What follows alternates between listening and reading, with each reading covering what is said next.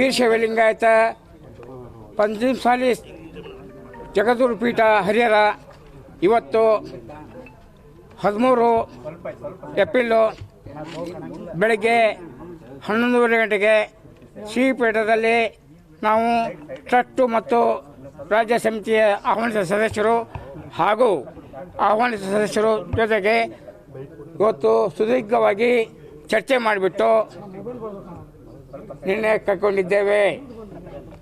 ಬಹುಮತದ ನಿರ್ಣಯ 15 ಜನ ಟ್ರಸ್ಟಿಗಳು, ಇದರಲ್ಲಿ 13 ಜನ ಉಪಸ್ಥಿತರಿದ್ದರು.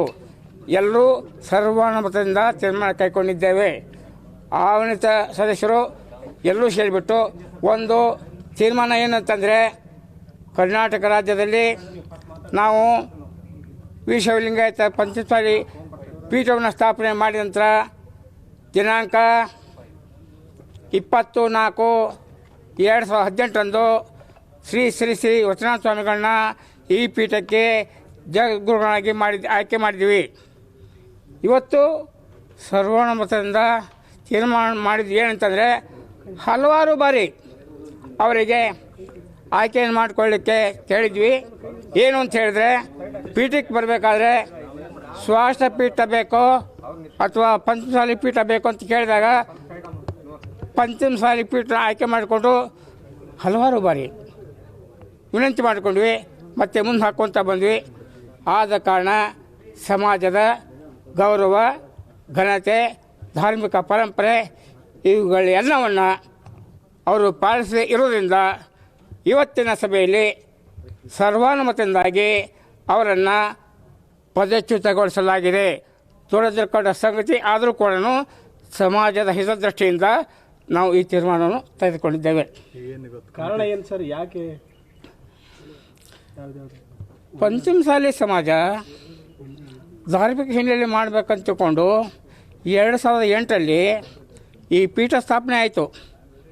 ಸ್ವಾಭಿಮಾನ, ಸ್ವಾವಲಂಬನೆ, ಸಹಕಾರ, ಸಂಘಟನೆ, ಸಹಬಾಳ್ವೆ ತತ್ವ ಮುಖಾಂತರ ನಾವು ಇದನ್ನು ಆಯ್ಕೆ ಮಾಡಿಕೊಂಡಿದ್ವಿ. ಅದಕ್ಕೆ ತದ್ವಿರುದ್ಧವಾಗಿ ಸಮಾಜದ ಜನರ ಆಶೋತ್ತರಗಳಿಗೆ ಸ್ಪಂದಿಸದೇ ಇರುವುದರಿಂದ ಅನಿವಾರ್ಯವಾಗಿ ಹಲವಾರು ಬಾರಿ ವಿನಂತಿ ಮಾಡಿಕೊಂಡು ಕಿತ್ತುಕೊಳ್ಳೋಕ್ಕೆ ನಾವು ವಿನಂತಿ ಮಾಡಿಕೊಂಡ್ವಿ. ಆದಾಗ್ಯೂ ಸಾಧ್ಯ ಆಗಲಿಲ್ಲ. ಭಾರವಾದ ಮನಸ್ಸಿಂದ ಈ ತೀರ್ಮಾನವನ್ನು ತೆಗೆದುಕೊಂಡಿದ್ದೇವೆ.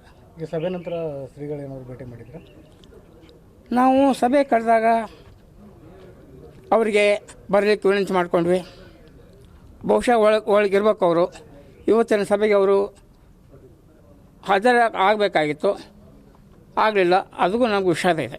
ಟೋಟಲ್ ಎಷ್ಟು ಸದಸ್ಯರು ಸರ್ ಇವತ್ತು ಹಾಜರಿದ್ದ ಸದಸ್ಯರು ಎಷ್ಟು? ಒಟ್ಟು 15 ಟ್ರಸ್ಟ್ ಸದಸ್ಯರ ಪೈಕಿ 13 ಜನ ಸದಸ್ಯರು ಭಾಗವಹಿಸಿದ್ವಿ. ಅದರಲ್ಲಿ ಇಬ್ಬರು ಏನೋ ವಿರೋಧ ಮಾಡಿದರು ಅಂತ? ವಿರೋಧ ಮಾಡಿಲ್ಲ, ಸಭೆಗೆ ಬಂದಿಲ್ಲ. ಅವರು ಸಭೆಗೆ ಬಂದಿಲ್ಲ. ಬಾಬಣ್ಣವರು ವಿರೋಧ ಮಾಡಿದ್ರು. ಅವರು ಸಭೆಗೆ ಹಾಜರಾಗಿಲ್ಲ. ಸಭೆಗೆ ಬಂದದ್ದು ಖಾಲಿ ಇತ್ತು ಪೇಪರು, ಹಂಗಾಗಿ ಸೈನ್ ಮಾಡುವಂತ ಅಂದ್ರು. ಸೈನ್ ಮಾಡು ಅಂದ್ರೆ ಬರ್ರಿ, ಅದ್ರ ಮೇಲೆ ನಾನು ಸೈನ್ ಮಾಡ್ತೀನಿ ಅಂದ್ರು. ನೀವು ಬರ್ಲಿಲ್ಲ ಅಂತೆ, ಹಂಗಾಗಿ ಸೈನ್ ಮಾಡಿ. ಯಾವಾಗ ಅಂತಂದರೆ, ಯಾರು ಸದಸ್ಯರು ಬರ್ತಾರೆ ಅವರು ಟ್ರಸ್ಟ್ ಪುಸ್ತಕಕ್ಕೆ ಸಹಿ ಮಾಡಬೇಕು. ಮಾಡಿದಾಗ ಮಾತ್ರ ಕೋರಮ್ ಎಸ್ಟಾಬ್ಲಿಷ್ ಆಗುತ್ತೆ. ಆದ್ದರಿಂದ ಅದು ನಗಣ್ಯ. ಈ ಕೋರಮ್ ಪೂರ್ತಿ ಇದೆ. ಹೌದು, ಸರ್ವಾನುಮತ. ಹಲೋ, ಕೆಲವೊಂದು ಟ್ರಸ್ಟಿಗಳು ವಿರೋಧ ಮಾಡಿದ್ರು ಅಂತ? ಇಲ್ಲ, ಯಾರೂ ಇಲ್ಲ. ಸರ್ವಾನುಮತ ತೀರ್ಮಾನ. ಲೆಕ್ಕ ಕೊಡಲಿಕ್ಕೆ ಭಾಳ ನಾವು ಆತುರಾಗಿದ್ದೇವೆ. ವೆಬ್ಸೈಟ್ ಹಾಕ್ತೇವೆ, ಪ್ರತಿಯೊಂದು ಪೈಸೆಗೆ ಲೆಕ್ಕ ಇದೆ. ಬೇಕಾದ ಬಂದು ಕೇಳ್ಬೋದು. ಈಗ ಸ್ವಾಮಿಗಳ ಪದಚ್ಯುತಿ ಮಾಡಿದ್ರಲ್ಲ, ಅದಕ್ಕೆ ಸಮಾಜದ ಒಪ್ಪಿಗೆ ಇದೆಯಾ? ಸಮಾಜ, ಟ್ರಸ್ಟು, ರಾಜ್ಯ ಸಂಘ ಎಲ್ಲ ಕೂಡಿಕೊಂಡು ಮಾಡಿರ್ತೇವಲ್ಲ, ನಾವೇನು ತೀರ್ಮಾನ ತೊಗೊಂಡಿದ್ದೀವಿ ಅದು ಜಾರಿ ಮಾಡಬೇಕಾಗುತ್ತೆ. ಎಲ್ರಿಗೂ ನಮಸ್ಕಾರ. ಇವತ್ತಿನ ನಮ್ಮ ಟ್ರಸ್ಟಿನ ಸಭೆಯನ್ನು ಕರೆದಿದ್ದೀವಿ. ಅದಕ್ಕೆ ಎಲ್ಲರಿಗೂ ಕೂಡ ಇನ್ ಟೈಮ್ ಬರಲಿಕ್ಕೆ ನೋಟಿಸನ್ನು ಜಾರಿ ಮಾಡಿದ್ವಿ. ಆದರೂ ಕೂಡ 3 ಜನ ಆ ಟ್ರಸ್ಟಿನ ಸಭೆಗೆ ಬಂದಿಲ್ಲ. ಅದರಲ್ಲಿ ನಮ್ಮ ಶ್ರೀಗಳೊಬ್ಬರು, ಬಾಬಣ್ಣ ಅಂತೇಳಿ ಇನ್ನೊಬ್ಬರು, ನಾಗನಗೌಡ್ರು ಅಂತೇಳಿ ಅವ್ರಿಗೆ ಆರಾಮಿಲ್ಲ, ಅವ್ರು ಬಂದಿಲ್ಲ. ಆದರೆ ನೀವು ತೆರಡತಕ್ಕಂಥ ತೀರ್ಮಾನಕ್ಕೆ ನಮ್ಮ ಒಪ್ಪಿಗೆ ಇದೆ ಅಂತೇಳಿ ನಮಗೆ ಫೋನ್ನಲ್ಲಿ ಮೆಸೇಜ್ ಕಳಿಸಿದ್ದಾರೆ. ಜೊತೆಗೆ ನಿನ್ನೆ ನನ್ನ ಜೊತೆಗಿದ್ದಾಗ ಅದನ್ನ ಹೇಳಿದರು ಕೂಡ.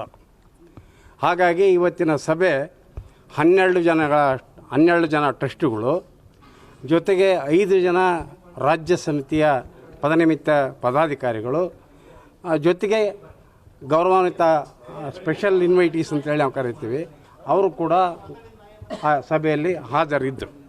ಆದರೆ ತೀರ್ಮಾನ 12 ಜನ ತಗೊಂಡು ಸರ್ವಾನುಮತದಿಂದ ಸ್ವಾಮಿಗಳ ಉಚ್ಚಾಟನೆಗೆ ಇವತ್ತು ತೀರ್ಮಾನ ಮಾಡಿದ್ದೀವಿ.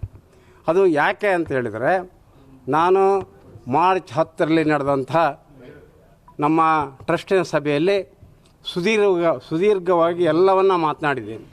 ಅದನ್ನು ನೀವೆಲ್ಲರೂ ಗಮನಿಸಿರಿ ಅಂತೇಳಿ ನಾನು ಭಾವಿಸ್ತೇನೆ.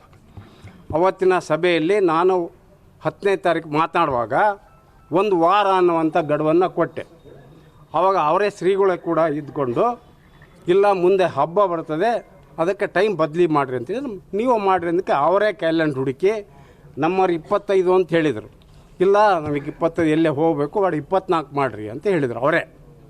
ಅವತ್ತಿನ ಸಭೆಯಲ್ಲಿ ಏನು ಕೊನೆಯದಾಗಿ ನಾನು ತೀರ್ಮಾನ ಮಾಡಿದ್ವಿ ಅಂತ ಹೇಳಿದರೆ, ನೀವು 24ನೇ ತಾರೀಕು ಇಲ್ಲ ಹರಿಹರ ಪೀಠ ಆರಿಸಬೇಕು, ಇಲ್ಲ ಶ್ವಾಸಪೀಠಕ್ಕೆ ಹೋಗಬೇಕು ಅನ್ನುವಂಥ ತೀರ್ಮಾನ ಮಾಡಿದ್ವಿ. ಆದರೆ 24ನೇ ಸಭೆಯನ್ನು ಮಾಡುವಂಥ ಸಂದರ್ಭದಲ್ಲಿ ನಮ್ಮ ಪೊಲೀಸ್ ಇಲಾಖೆಯವರು ನಮಗೆ ಅಲ್ಲಿ ಚುನಾವಣೆ ಇದೆ, ಹಾಗಾಗಿ ಅಲ್ಲಿ ಎಲ್ಲ ನಮ್ಮ ಸಿಬ್ಬಂದಿ ಅಲ್ಲಿ ನಿಯೋಜನೆ ಆಗಿದೆ, ಇಲ್ಲಿ ನಿಮಗೆ ಸಭೆ ಮಾಡಿದರೆ ಜನ ಬಹಳ ಸೇರ್ಬೋದು, ಹಾಗಾಗಿ ನಿಮ್ಮ ಸಭೆಯನ್ನು ಮುಂದಕ್ಕೆ ಹಾಕ್ರಿ ಅಂತೇಳಿ ಹೇಳಿದ ಮೇಲೆ ನಮಗೆ ಬರವಣಿಗೆ ಕೊಟ್ಟಿದ್ದಾರೆ. ಆ ಬರವಣಿಗೆ ಬಂದ ಮೇಲೆ ನಾವು ನಮ್ಮ 24ರ ಸಭೆಯನ್ನು ಮುಂದೂಡಿದ್ವಿ. ಇವತ್ತು ಆ ಮುಂದೂಡಿದ ಸಭೆಯನ್ನು ಇವತ್ತು ಮಾಡಿ ಈ ಒಂದು ಸರ್ವಾನುಮತದಿಂದ ತೀರ್ಮಾನ ತೆಗೆದುಕೊಂಡು ಅದನ್ನು ತಮ್ಮಗಳಿಗೆ ಕೊಟ್ಟಿದ್ದೀವಿ.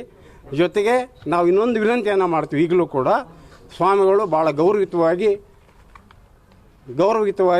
ತಮ್ಮ ಆ ನಿವಾಸವನ್ನು ಖಾಲಿ ಮಾಡಬೇಕು. ಅದಕ್ಕೆ ಪೊಲೀಸ್ನವರ ಸಹಕಾರವನ್ನು ಕೂಡ ನಾವು ಮುಂದಿನ ದಿನಗಳಲ್ಲಿ ಕೇಳ್ತೀವಿ ಅನ್ನುವಂಥ ಮಾತನ್ನು ತಮಗೆ ಹೇಳಕ್ಕೆ ಬಯಸ್ತೇನೆ.